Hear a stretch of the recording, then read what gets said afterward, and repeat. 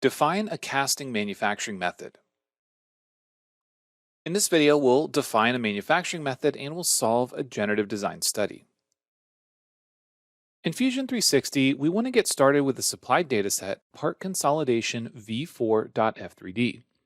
This is similar to the one that we've been working on. However, the addition of loads at various angles have been applied, as well as applying constraints to the mounting plates.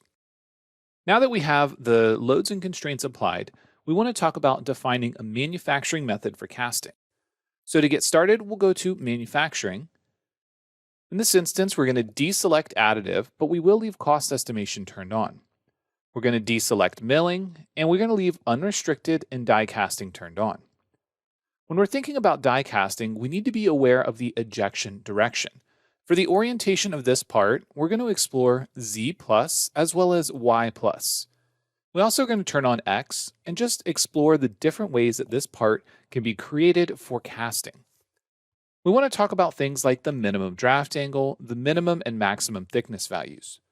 Right now, the minimum thickness value is 1.5 millimeters, and that'll be okay, but I'm going to reduce the maximum thickness value down to 10 millimeters and say okay. Let's go ahead and take a look at the materials to make sure that we have appropriate materials assigned. You can see right now that we have an aluminum material that's made for manufacturing with an additive machine. I'm going to go ahead and leave that turned on, but for the all methods, I'm going to actually change this to die casting. Then we're going to go to our Fusion 360 materials library and take a look at some cast materials. We're going to scroll down.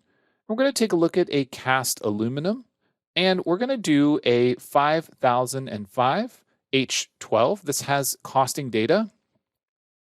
And we want to scroll down to cast iron. Once we get into these C's, you can see that we have some cast irons. We want to see if any of these have costing data associated with them. You can see that they don't, but when we get down to lead and magnesium, you can see there is some costing data here. Let's go ahead and include nickel copper alloy, but also include a default cast iron. Now that we have our materials chosen, let's take a look at our pre-check warnings. The material cast iron is not supported for cost estimation. That's okay. Then it also tells us that some preserved geometries are interfering with obstacle geometries. So we're going to use interference and take a look at this. One thing that we can note is that the inside diameter on the small end here is going to actually encompass a thread. So that means that the size of this obstacle is too large and we have an overlap. In order to correct this, we're going to navigate back to Edit Model. And we're going to take a look at the diameter of our obstacle and the diameter of the hole through this part. We can do that by using Inspect Measure and see that the diameter is 8 millimeters. I'm going to go ahead and expand my model components, expand the bodies, and I want to take a look at this body here, body 11, and simply hide it. Then I can either use a new extrude or other tools such as press pull to change the diameter of this hole. If we increase the size of this hole, we want to make sure that it goes to the appropriate size. So this can be slightly difficult depending on how the original geometry was created. But if we come in and we use a sketch, when we sketch on this face, we can use our circle tool at the center and make sure that we do have the correct diameter, in this case 8. When we extrude this, we can simply cut through this geometry. We need to make sure that we are cutting all the way through it and then we're only cutting out of that single body, and then we can say OK. We'll bring back body 11 and we'll go back into our generative design. You'll notice that this causes a problem with all of the loads because they've been applied to the center of that hole. Another way that we can do this is we can use undo and take it back to the original geometry.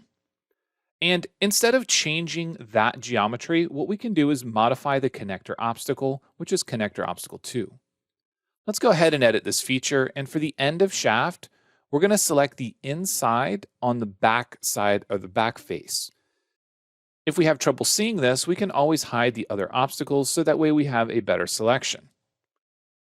We can say OK. And now if we take a look at body 11, that connector obstacle stops just short.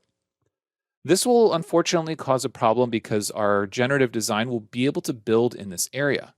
That's not necessarily a problem because we can always go back and modify it in the design workspace after we have an applicable design. But we could also simply create another connector obstacle here and allow that to go in a distance of 5 millimeters. Then we can add a bolt head and some tool clearance if needed. In this case, it's not needed, but we can add it anyways.